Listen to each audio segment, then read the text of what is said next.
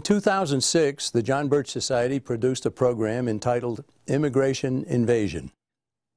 Since then, the immigration problem hasn't gone away, and there are several new considerations showing how dangerous to our country it truly is.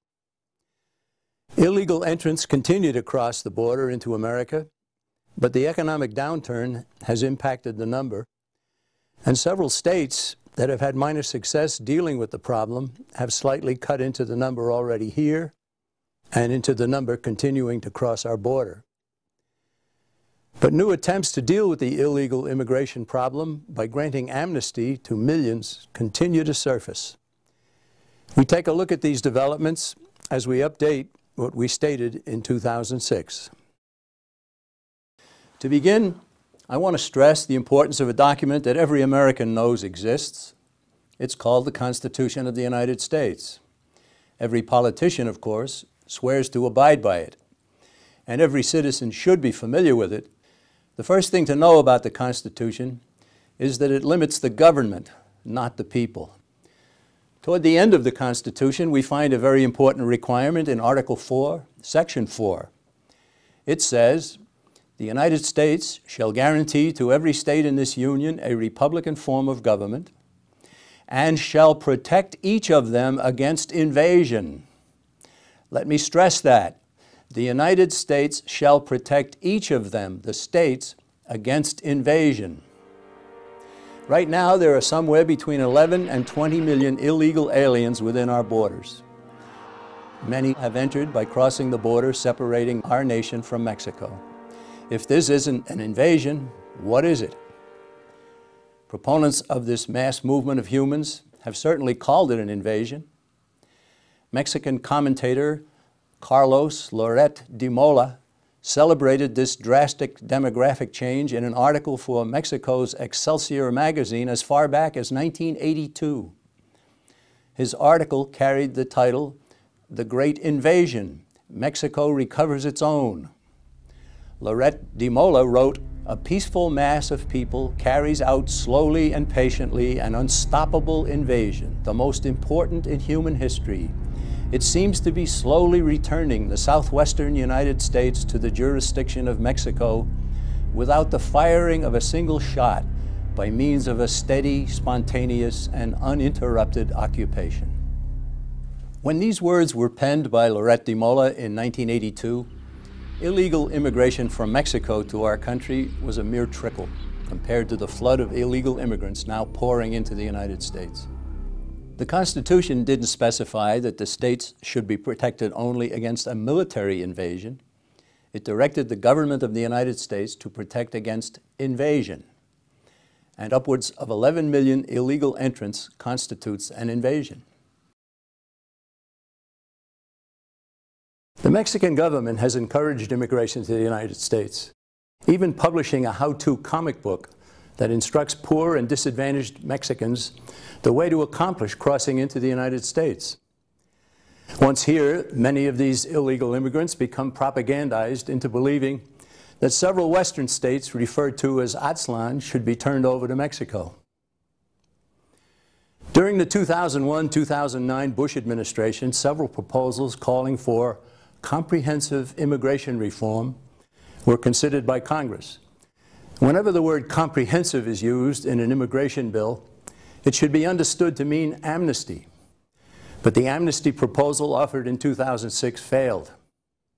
Another similar measure, introduced in 2007 by Senators McCain and Kennedy, had the strong backing of President Bush, but it also failed to gain passage. Grassroots Americans and several groups focusing on the immigration problem, especially on the drive for amnesty, prevailed. Barack Obama is now in the White House. During his campaign for the nation's highest office, Mr. Obama enthusiastically promised in a speech to the pro-amnesty group, National Council of La Raza, that he would use his position to promote comprehensive immigration reform. Again, comprehensive translates to amnesty. He told La Raza's cheering throng that he would bring those 12 million people out of the shadows, thereby acknowledging that there are indeed that many illegal entrants in our nation. Let me now introduce my colleague, William F. Jasper, senior editor of the biweekly magazine, The New American, a John Birch Society affiliate.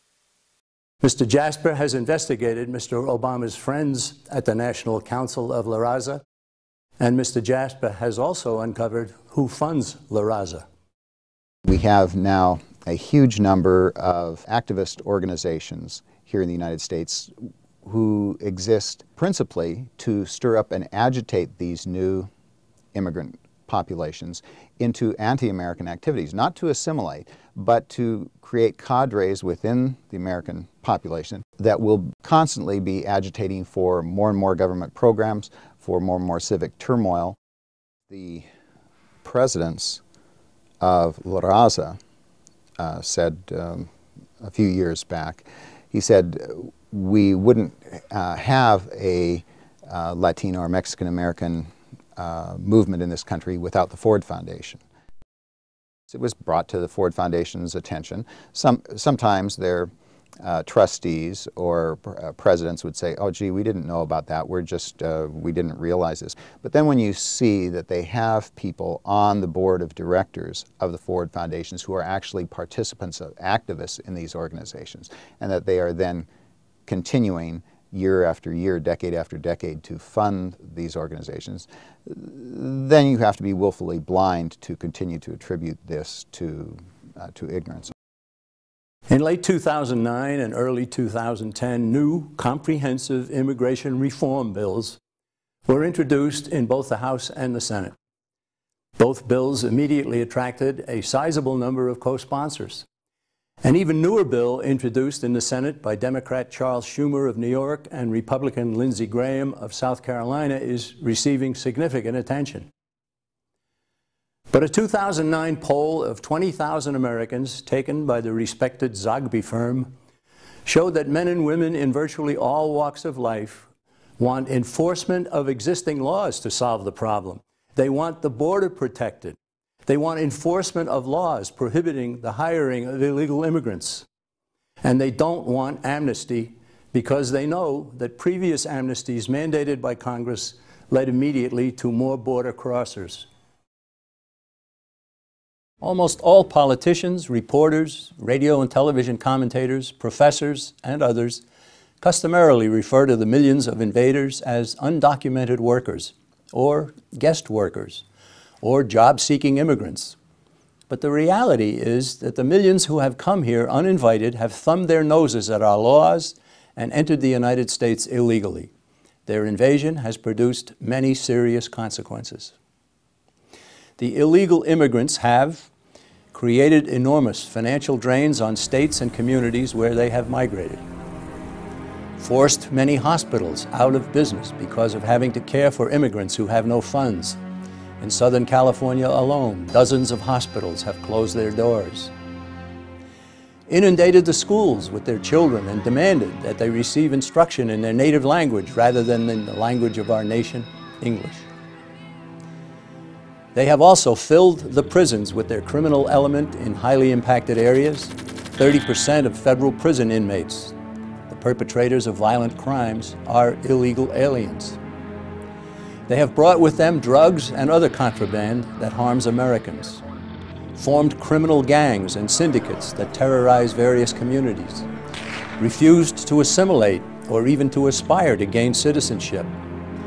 They have demanded the return to Mexico of several southwestern states, flown the flags of foreign nations, heaped scorn on the Stars and Stripes, and even produced their own Spanish-language version of the Star-Spangled Banner. They have accepted work at reduced scales with the result that pay scales for poorer Americans have been lowered, broken our laws against the manufacture and use of fraudulent visas, passports, and social security identification. They have cast illegal ballots and formed political blocs to support politicians who champion their cause. They have skirted tax laws while insisting on social services paid for by taxpayers.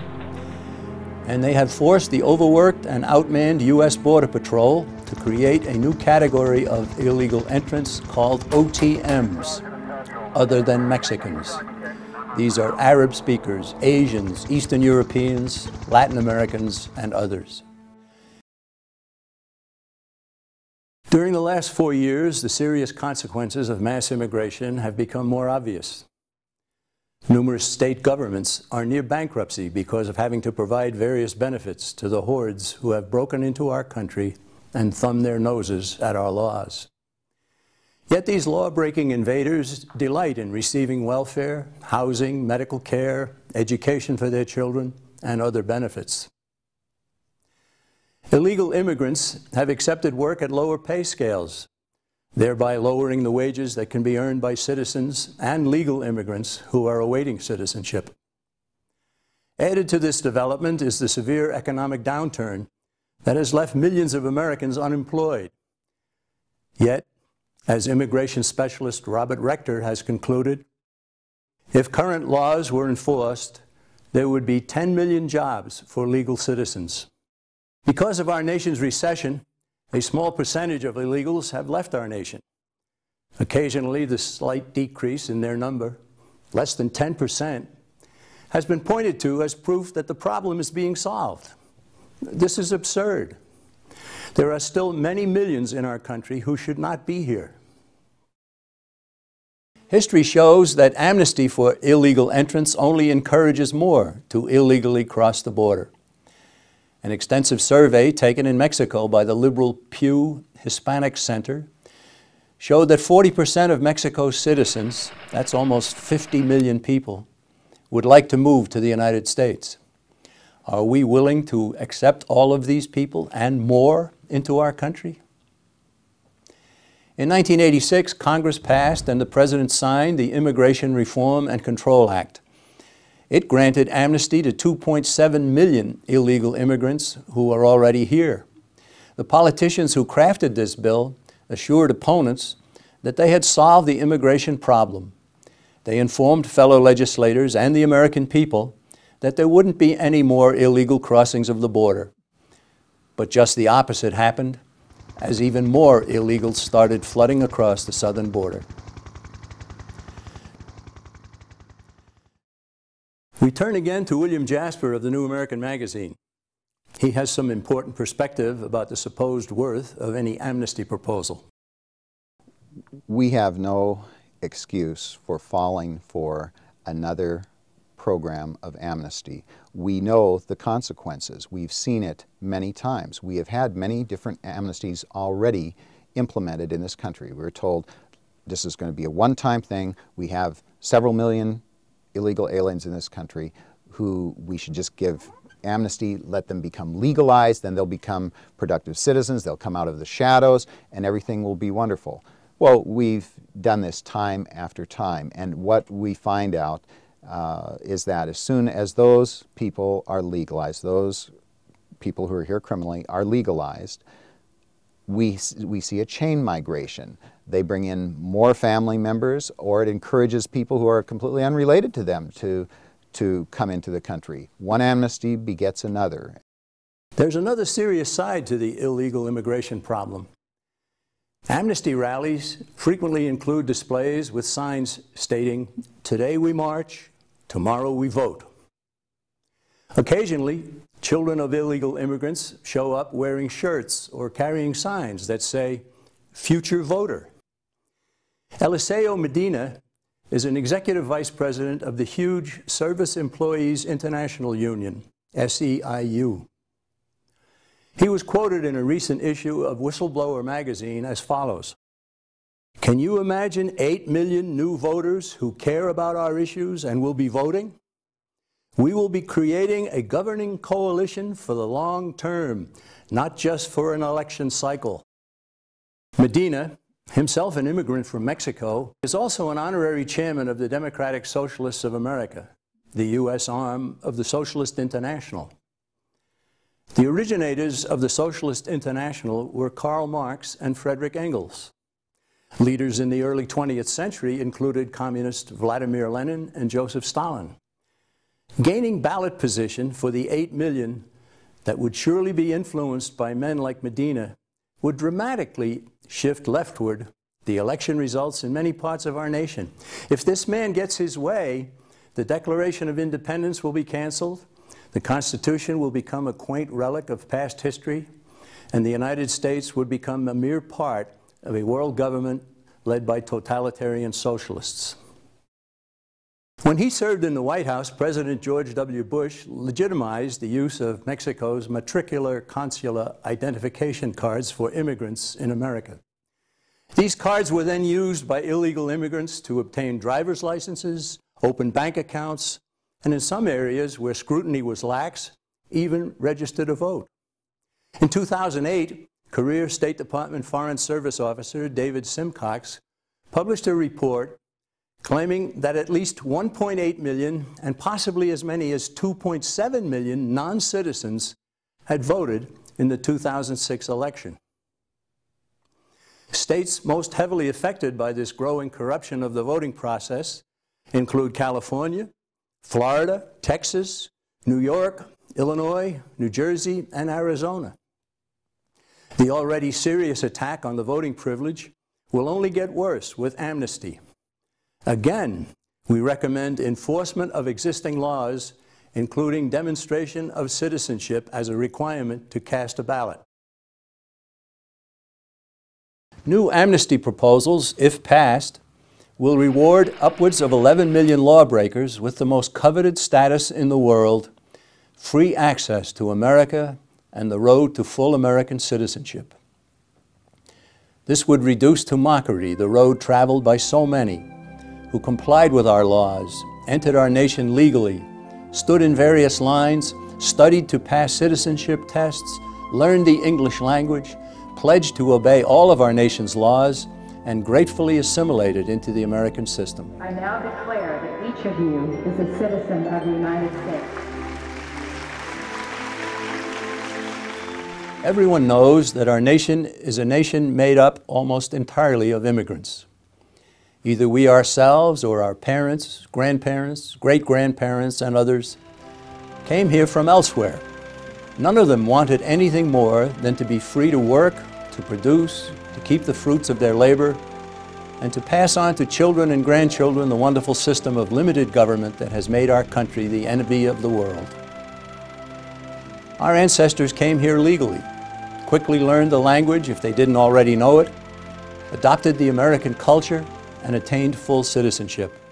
Our nation still welcomes 1 million legal immigrants every year, more than the rest of the world combined.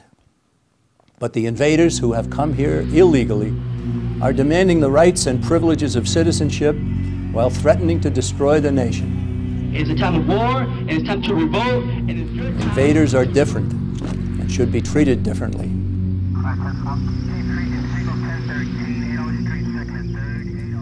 President George Bush and other U.S. leaders, especially some corporate leaders, see the people of Mexico as a source of cheap labor or even a source of recruits for our thinly spread military. In March 2005, President Bush hosted a meeting near his Texas home attended by Mexico's president and Canada's prime minister. The three men launched the Security and Prosperity Partnership, a scheme to abolish the borders separating the three countries, leading to the formation of a regional government similar to the European Union. Ultimately, world government was their hidden goal. The leaders of the three countries have continued to meet every year. Their plan called for dealing with the illegal immigration problem by abolishing the borders. Their desire was to create a North American Union. Another part of the plan included construction of a massive highway system from southern Mexico through the United States and into Canada.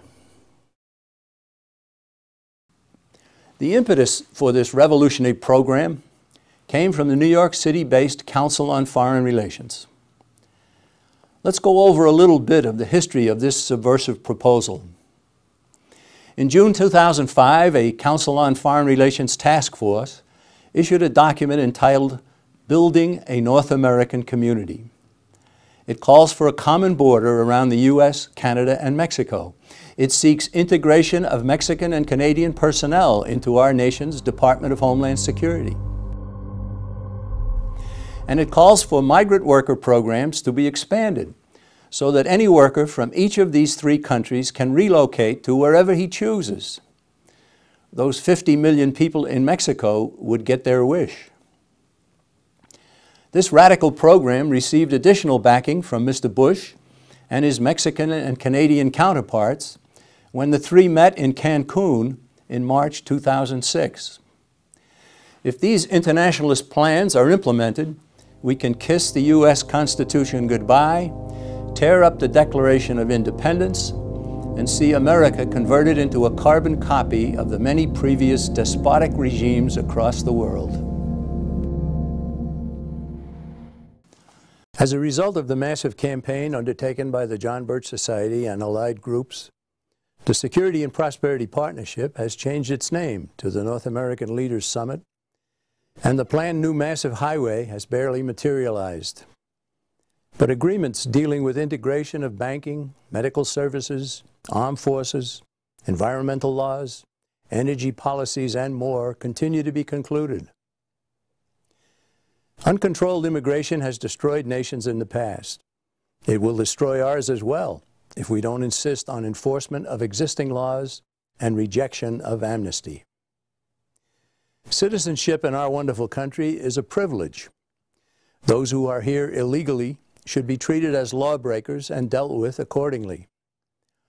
All should be told about the proper way to enter our nation, and that it includes learning our language, understanding our governmental system, and happily assimilating, just as so many millions have gladly done in years past.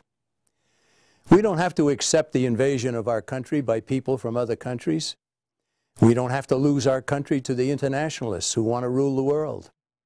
We can force our leaders to do what is right for America, and we can even restore the Constitution to full force and effect, but only if we have the understanding and the determination to do so. Members of the John Birch Society are determined to do everything they can to preserve this nation, but help is needed, and we invite all who hear this program to contact us and get involved in the fight for America.